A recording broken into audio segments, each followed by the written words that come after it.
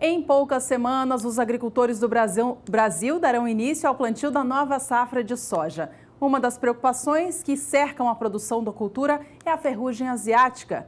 Uma das ações que tem sido adotadas pelos sojicultores para fazer o controle da doença e que tem surtido bons resultados é a rotação de ingredientes ativos e o uso de fungicidas multissítios nas lavouras. Sobre este assunto, nós conversamos com o engenheiro agrônomo da UPL, o Ayrton Berger Neto. Acompanhe o que ele disse sobre os benefícios em adotar essas medidas. Hoje, nós temos instaurado no Brasil um cenário de resistência que está já a vários grupos químicos, né? Então, o que acontece? No ano de 2007 foi detectado a resistência da ferrugem aos triazóis. Então, 6 anos após o uso dos triazóis comercialmente, a gente já teve a detecção dessa resistência. Para as estrobilulinas, a gente já teve a resistência da ferrugem a esse grupo químico no ano de 2012 sendo relatado. Então, 10 anos após o seu uso, a gente já teve a resistência. E para as carboxamidas, que foram o último grupo a ser introduzido na cultura da soja, a gente teve que, em apenas 3 anos, já houve relato de resistência do fungo a esse grupo químico, né? Então, hoje a gente tem essas resistências, já é uma realidade no Brasil. Então, todos os produtores e consultores estão muito preocupados com isso. A resistência a triazóis e estrobilurinas, elas aconteceram já há algum tempo. Então, elas já estão espalhadas amplamente pelo Brasil. Então, em todas as regiões do Brasil, nós temos resistência a triazóis e estrobilurinas. E a resistência a carboxamidas, como foi detectada primeiramente em 2016, ela ainda não está tão abrangente no território brasileiro como as demais, né? Então, hoje é muito importante a gente estar rotacionando os ingredientes ativos, estar associando fungicidas multissítios para a gente estar melhorando a performance desses fungicidas, que hoje já tem resistência no campo, e também aumentando a longevidade desses fungicidas no campo, né? Então, o que isso quer dizer? Com o cenário da resistência que a gente tem hoje, se a gente não rotacionar os ativos e tiver incluindo fungicidas multissítios no programa nosso de aplicações, nós vamos estar muito sujeitos a estar perdendo a tanto triazóis, estrobilurinas e carboxamidas. Então, em um curto espaço de tempo, nós podemos ter uma baixa eficácia de todos esses produtos no campo, que é prejudicial a toda a cadeia produtiva de soja do Brasil, né? Então, explicando um pouco da rotação de ingredientes ativos e o uso de multissítios, que é uma tecnologia que vem sendo usada, aumentada a cada ano, né? Então, hoje no Brasil, a gente tem várias opções de ingredientes ativos, de fungicidas, que podem estar sendo utilizados no controle químico da ferrugem asiática. E dentro desses ativos, esses ingredientes ativos, a gente tem estrobilurinas, triazóis, carboxamidas e, por último, também as morfolinas. Esses 4 grupos químicos que eu citei, eles são fungicidas de sítios específicos. Então, o que isso quer dizer? Se eu uso um desses fungicidas, eles atuam em apenas um metabolismo do fungo. Então, é muito fácil o fungo estar desenvolvendo uma resistência a esses fungicidas. Quando eu associo um fungicida multissítio junto à aplicação, eu vou estar melhorando isso daí. Então, o fungicida multissítio, ele age em vários pontos do metabolismo do fungo. Então, é muito difícil eu ter uma resistência a esses fungicidas e eu ajudo a não selecionar populações resistentes a estrobilurinas, triazóis, carboxamidas e morfolinas. Então, por isso é tão importante o uso do multissítio hoje na agricultura brasileira. Essa tecnologia ela traz segurança para o produtor, ela ajuda na manutenção do controle, aumento do controle da ferrugem no campo a curto prazo, e a longo prazo ela vai estar mantendo a eficácia dos fungicidas que a gente tem hoje no mercado. Então, hoje, recomendações para o uso de fungicidas, conforme o FRAC, que é um comitê que visa sempre manejar essa resistência dos fungos a fungicidas.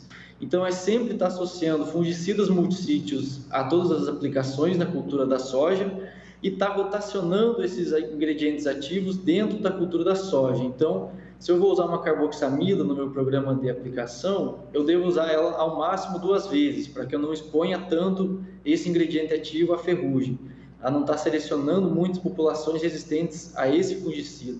E junto com essa carboxamida, eu colocar um fungicida multissítio e outros ingredientes ativos para estar ajudando no manejo dessa resistência.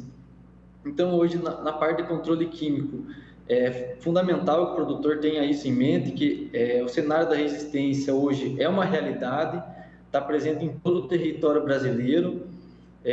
Vai demorar alguns anos ainda para aparecerem novos grupos químicos para o controle de ferrugem asiática.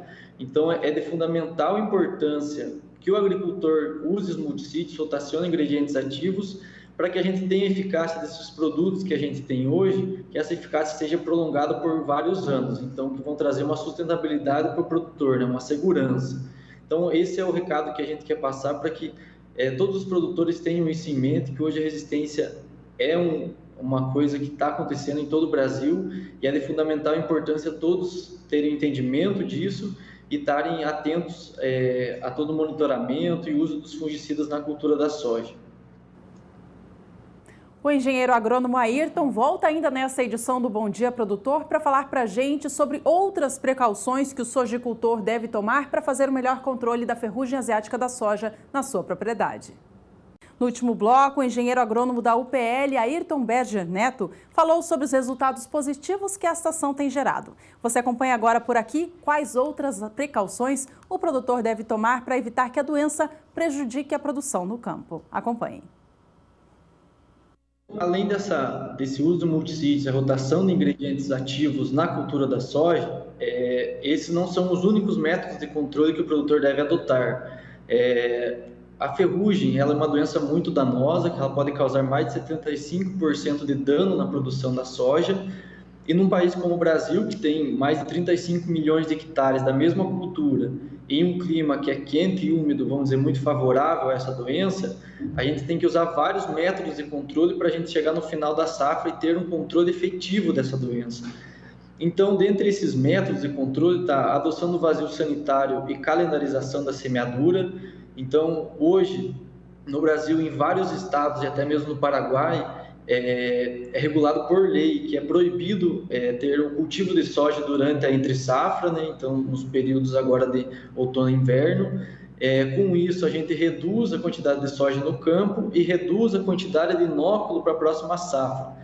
Então, o vazio sanitário é muito importante para que a gente comece a próxima safra sem uma quantidade de inóculo de esporos da ferrugem no ar, né? Então, a gente começar a safra com uma quantidade mínima de esporos no ar para que a gente tenha o início de safra mais tranquilo, né? Também é muito importante a calendarização da semeadura, que também hoje é regulamentada por lei em alguns estados. Então, o produtor tem data para iniciar a sua semeadura e data para terminar a sua semeadura.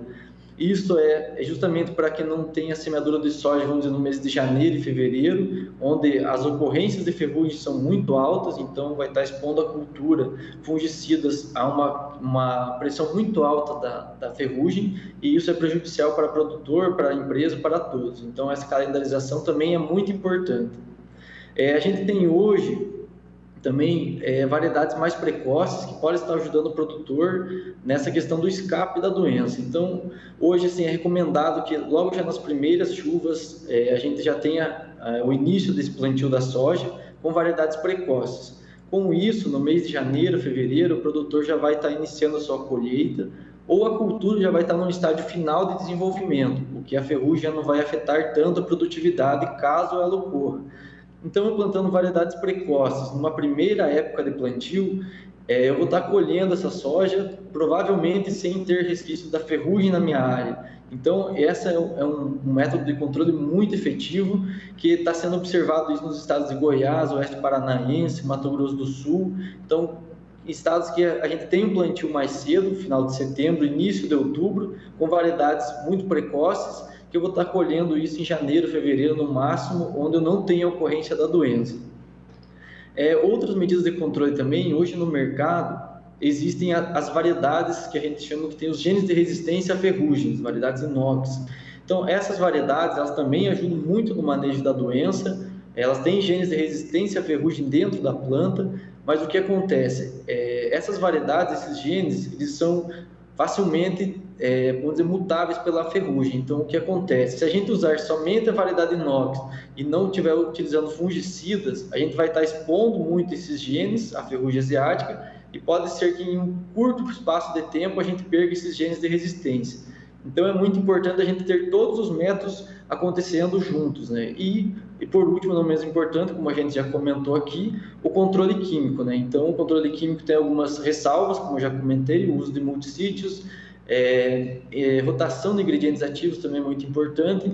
Então, essas são as ressalvas que a gente deixa com o produtor para essa próxima safra. A gente deve estar adotando todas essas medidas de controle, porque a ferrugem é uma doença que ela acontece muito fácil no nosso país, ela evolui muito rapidamente devido ao clima. Então, o produtor deve estar muito atento, fazer monitoramento nas suas lavouras desde o início da cultura. Então, está sempre visitando as suas lavouras semanalmente para ter visão se está ocorrendo doenças, principalmente a ferrugem, e poder tomar medidas cabíveis a um tempo preciso, né? Então, o controle químico, principalmente, a gente deve adotar preventivamente a doença ou nos primeiros sintomas, né?